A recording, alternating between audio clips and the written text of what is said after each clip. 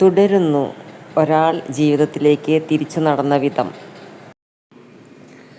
Medical കോളേജിലെ റോഡുകൾക്കതിരിട്ട് നിരനിരയായി നിൽക്കുന്ന വലിയ മാവുകൾ കാഴ്ചയിൽ നിന്നും പിറകിലേക്ക് പോയിക്കൊണ്ടിരുന്നു. പുതിയ ടോൾ പാലവും കടന്ന് കാർ അത്താണി മെയിൻ റോഡിലേക്ക് പ്രവേശിച്ചു. 15-ലേറെ വർഷമായി അത്രമേൽ സുപരിചിതമായ വഴികളാണ്. കൂത്തുപറമ്പിൽ നിന്ന് തിരുവില്ലാമലയിലേക്ക് സ്ഥലം മാറ്റം ആയതു മുതൽ സ്ഥിരമായി സഞ്ചരിക്കുന്ന വഴികൾ. പിന്നീട് ചേലക്കരയിൽ നിന്ന് മഞ്ജുഷയെ വിവാഹം കഴിച്ചപ്പോൾ ഈ വഴികൾ ജീവിതത്തിൻ്റെ ഭാഗമായി മാറി. ഇനിയൊരിക്കൽ കൂടി ഈ വഴികളിലൂടെ ഒരു തിരിച്ചുയാത്രയുണ്ടാകുമോ? മനസ്സ് വല്ലാതെ ആകുലപ്പെടാൻ തുടങ്ങി. കണ്ടിട്ടും മതിവാരാത്തവൻ്റെ ആർത്തിയോടെ വഴിയോര കാഴ്ചകൾ നോക്കി ഞാനിരുന്നു. കാറിനുള്ളിൽ നിറഞ്ഞ് വീർപ്പുമുട്ടി നിൽക്കുന്ന മൗനം ഭഞ്ജിക്കുവാൻ പ്രദീപൻ പലതും സംസാരിച്ചു കൊണ്ടിരുന്നു. മനസ്സ് ഏകാഗ്രമാക്കുവാൻ ഞാൻ വളരെയധികം ശ്രമിച്ചു കൊണ്ടിരുന്നു. സാധിക്കുന്നില്ല. കണ്ണുകൾ ഇറുക്കിയടച്ചു ഞാൻ സീറ്റിൽ ചാരിക്കിടന്നു.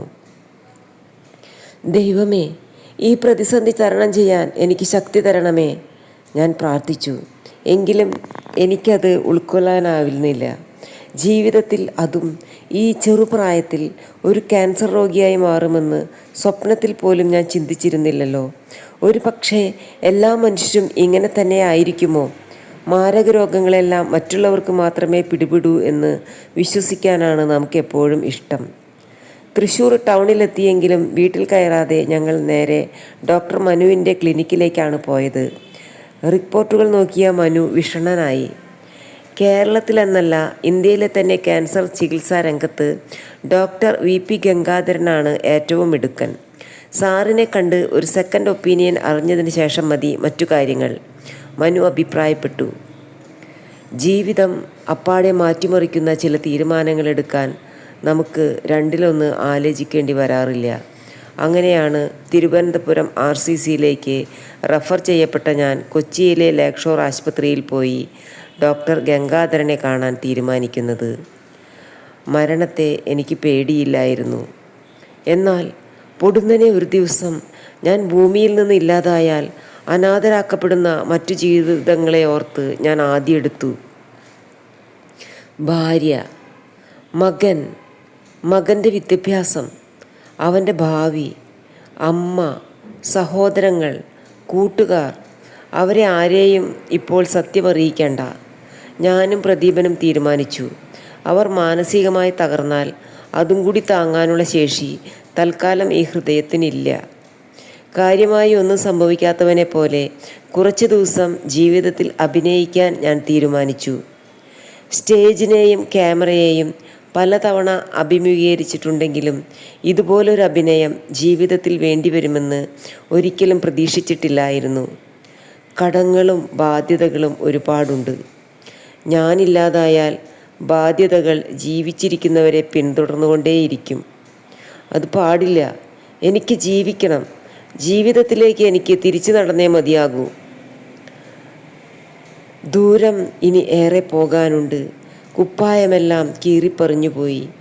ഏറെ പൊടിപറ്റിയതും ശരീരത്തിൽ നിന്ന് ശക്തിയെല്ലാം വാർന്നു പോയിരിക്കുന്നു. അവിടുത്തെ കരുണ നിറഞ്ഞ ഈ രാത്രിയിൽ നവച്ഛേദന നിറഞ്ഞ ഒരു പൂവായി ഈ സാധുവിനെയും പുനർജനിപ്പിക്കണേ. ടാഗോറിൻ്റെ ഗീതാഞ്ജലിയിലെ വരികൾ എനിക്ക് മനസ്സിലേക്ക് ഓർമ്മ വന്നു. കാളനും അവിയലിനും മസാലക്കറിക്കുമെല്ലാം ഒരേ രുചി. ഇതാണോ പ്രദീപൻ വളരെ താല്പര്യത്തോടുകൂടി പ്രകീർത്തിച്ച ഭക്ഷണശാല? പ്രദീപൻ ഓരോ കറികളും എടുത്ത് ആസ്വദിച്ച് രുചിച്ചു നോക്കുന്നു. പക്ഷേ എനിക്ക് പ്രത്യേകിച്ച് ഒന്നും തന്നെ തോന്നിയില്ല. ഗംഗാധരൻ ഡോക്ടറെ കാണാൻ ലേക്ഷോർ ആശുപത്രിയിലേക്ക് വഴിമധ്യേ ആലുവയ്ക്കടുത്തുള്ള ഗ്രീൻ പാർക്ക് ഹോട്ടലിൽ ഭക്ഷണം കഴിക്കാൻ കയറിയതായിരുന്നു ഞങ്ങൾ. തനി നാടൻ രീതിയിൽ തയ്യാറാക്കിയ വിഭവങ്ങൾ കൊതിയൂറും വിധത്തിൽ നിരത്തി വച്ചിട്ടുണ്ടായിരുന്നു. ആവശ്യാനുസരണം എടുത്ത് കഴിക്കാം. ഒരുപാട് തിരക്കില്ലെങ്കിലും വിദേശികളടക്കം ധാരാളം പേർ ഇവിടെ ഭക്ഷണം കഴിക്കാൻ വരാറുണ്ടത്രേ. അത്രയും രുചികരമാണത്രേ ഇവിടുത്തെ വിഭവങ്ങൾ. രാവിലെ വീട്ടിൽ നിന്ന് ലഘുഭക്ഷണം കഴിക്കുമ്പോൾ അത്ര പ്രശ്നങ്ങളുണ്ടെന്ന് തോന്നിയിരുന്നില്ല. പക്ഷേ ഒരു ഞെട്ടലോടെയാണ് ആ സത്യം ഞാൻ മനസ്സിലാക്കിയത്. എൻ്റെ നാവിലെ രസമുകുളങ്ങൾക്ക് രുചിയറിയാനുള്ള ശേഷി നഷ്ടപ്പെട്ടിരിക്കുന്നു. ഉപ്പും പുളിയും എരിയും മധുരവുമൊന്നും തിരിച്ചറിയാൻ കഴിയാതെ ആയിരിക്കുന്നു. രക്തത്തിൽ യൂറിക് ആസിഡും ക്രിയാറ്റിനും കുറച്ച് കൂടുതലാണ്. പരിചയത്തിലുള്ള ഡോക്ടറെ എറണാകുളത്ത് കാണാൻ പോകുന്നു എന്നാണ് ഭാര്യയോടും വീട്ടുകാരോടും പറഞ്ഞത്. കുണ്ടന്നൂർ ജംഗ്ഷൻ കഴിഞ്ഞ് ഹോട്ടൽ ലേ മെറേഡിയൻ പിന്നിട്ട് വണ്ടിപ്പാലം പകുതിയായപ്പോൾ തന്നെ കായലിൻ്റെ ഓരത്ത് ഒരു വെൺകൊട്ടാരം പോലെ ലേക്ക് ഷോർ ആശുപത്രി ദൃശ്യമാകാൻ തുടങ്ങി. പാർക്കിംഗ് ഏരിയയും കവിഞ്ഞ് ധാരാളം വാഹനങ്ങൾ റോഡിനിരുവശത്തും തിക്കിത്തിരക്കി ഇട്ടിരിക്കുന്നത് കണ്ടു. ഭൂമി നെടുകെ പിളർന്നു പാതി മുറി കമിഴ്ത്തി വെച്ചതുപോലെ ലേക്ക് ഷോർ ആശുപത്രി റിസപ്ഷൻ ഏരിയയുടെ മുകൾ ഭാഗം. വലിയ ഗേറ്റ് കടന്ന് ഉള്ളിൽ പ്രവേശിച്ചപ്പോൾ മനസ്സ് അറിയാതെ ഒന്ന് പതറിപ്പോയി. ജീവിതത്തിലെ നിർണായക ദിനങ്ങൾ ഇനി ഇവിടെ ആയിരിക്കുമോ? അതോ ജീവിതത്തിലെ അവശേഷിക്കുന്ന അവസാന നിമിഷങ്ങളോ? ചില്ലുപാളികൾക്കപ്പുറത്ത് റിസപ്ഷൻ ഏരിയയിൽ ധാരാളം ആളുകളുണ്ടായിരുന്നു. പല കൗണ്ടറുകളും പണമടയ്ക്കാൻ നിൽക്കുന്നവരുടെ നീണ്ട നിര തന്നെ കാണാമായിരുന്നു. ഇളം പച്ച മാസ്ക് കൊണ്ട് മൂക്കും മുഖവും മൂടിയവർ, തലമുടിയില്ലാത്ത തല ശീല കൊണ്ട് മറച്ചവർ, സ്ട്രക്ചറിൽ അടുത്ത നിർദ്ദേശവും കാത്ത് തളർന്നുറങ്ങുന്നവർ, സ്വന്തം ജീവിതത്തിലും വേണ്ടപ്പെട്ടവരുടെ ജീവിതത്തിലുമുണ്ടായ അപ്രതീക്ഷിതമായ ആഘാതത്താൽ തകർന്നു പോയവർ. എല്ലാ മുഖങ്ങളിലും നിഴലിച്ചു നിന്നിരുന്ന ദുഃഖഭാവം എല്ലാ മുഖങ്ങൾക്കും ഒരേ ഛായ പകർന്നു നൽകിയതുപോലെ എനിക്ക് തോന്നി. എന്നെ അത്ഭുതപ്പെടുത്തി. ഇത്രയും ആളുകൾ കൂടി നിൽക്കുന്നിടത്ത് സ്വാഭാവികമായി ഉണ്ടാകേണ്ടുന്ന ബഹളങ്ങളൊന്നുമില്ലാതെ റിസപ്ഷൻ ഏരിയയിൽ നിശബ്ദത മരവിച്ചു കിടന്നു. സന്ദർശന സമയമായതിനാൽ തടസ്സങ്ങളൊന്നുമില്ലാതെ അകത്തേക്ക് പ്രവേശിച്ചു. ഗംഗാധരൻ ഡോക്ടർ ഇൻപേഷ്യൻ്റ് റൂമുകളിലെ റൗണ്ട്സിലാണ്. പുറമേയുള്ള ആശുപത്രികളിൽ ചികിത്സയിലിരിക്കുന്ന ക്യാൻസർ രോഗികളുടെ കാര്യങ്ങളിൽ അഭിപ്രായം ആരായാനായി അവരുടെ ബന്ധുക്കൾ പലരും ഫയലുകളുമായി ഡോക്ടറെ കാണാൻ വരാറുണ്ട്. എത്ര തിരക്കിലാണെങ്കിലും റൗണ്ട്സിൻ്റെ ഇടയിൽ അവരെ കാണാനും ഫയലുകൾ നോക്കി അഭിപ്രായം പറയാനും ഡോക്ടർ സമയം കണ്ടെത്താറുണ്ട്. ഓങ്കോളജി വാർഡിനോട് ചേർന്നുള്ള ചെറിയ സന്ദർശന മുറിക്ക് പുറത്ത് തിരുവനന്തപുരം RCCയിൽ നിന്ന് വന്ന ചിലരും ഉണ്ടായിരുന്നു.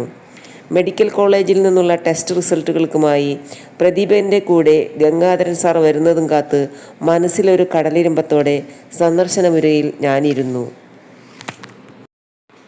കാത്തിരിപ്പിനുള്ള ലോബിയിൽ കസേരകളും നിറഞ്ഞു. ഒരുപാട് ആളുകൾ അങ്ങിങ്ങായി നിൽക്കുന്നുണ്ടായിരുന്നു.